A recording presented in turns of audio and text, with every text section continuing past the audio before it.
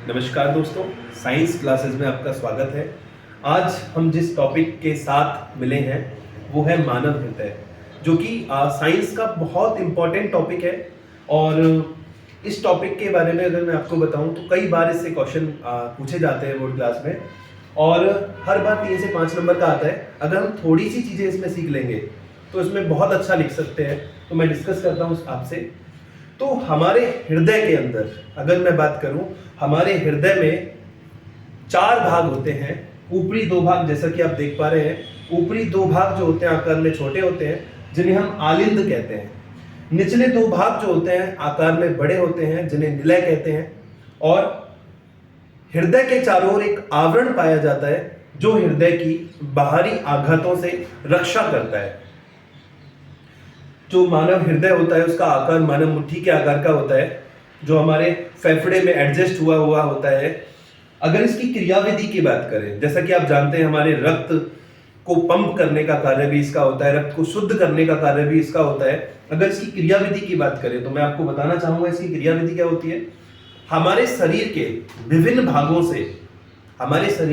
भागों से जो अशुद्ध रक्त होता है, अशुद्ध रक्त कौन सा, जिसमें CO2 घुली होती है, CO2 युक्त अशुद्ध रक्त महाशिरा के द्वारा हमारे हृदय के, जैसा कि आप देख पा रहे हैं, दाएं आलिंद में आ जाता है।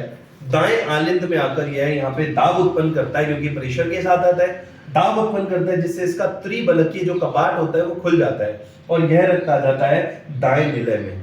जब दाएं निलय में ये तेजी से गिरता है तो दाएं निलय में आकर के इससे जुड़ी होती है हमारी फुफ्फुस धमनी।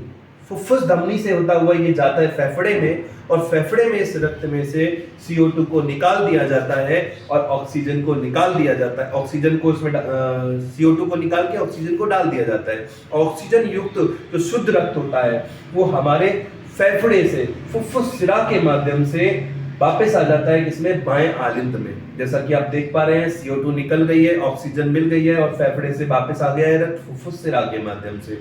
और बाएं आलिंद में जैसे ही ये रक्त आता है, यहाँ पे आके दाब उत्पन्न करता है, जिससे इसका जो द्विबलकीय कपाट है ये इस तरह से खुल जाता है, और खुलने के बाद आ जाता है रक्त बाएं निलय में।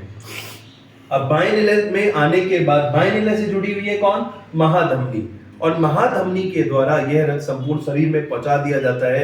यह क्रिया निरंतर चलती रहती है, और यह क्रिया निरंतर चल के हमारे हृदय को जो रक्त है उसको परिवहन करती रहती है। जैसा कि आप जानते हैं हमारा हृदय 1 मिनट में 72 बार धड़कता है, तो उससे हमारा रक्त पंप होता रहता है और ये क्रिया निरंतर चलती रहती है। दोस्तों, ये बहुत इंपॉर्टेंट टॉपिक है। अगर आप इसको समझते हैं, अगर आपको कुछ इसमें डाउट हो तो आप कमेंट कर सकते हैं। हमारे चैनल से जुड़े रहे आगे के बहुत सारे इंपॉर्टेंट टॉपिक के लिए। Thank you so much. Wish you wealth.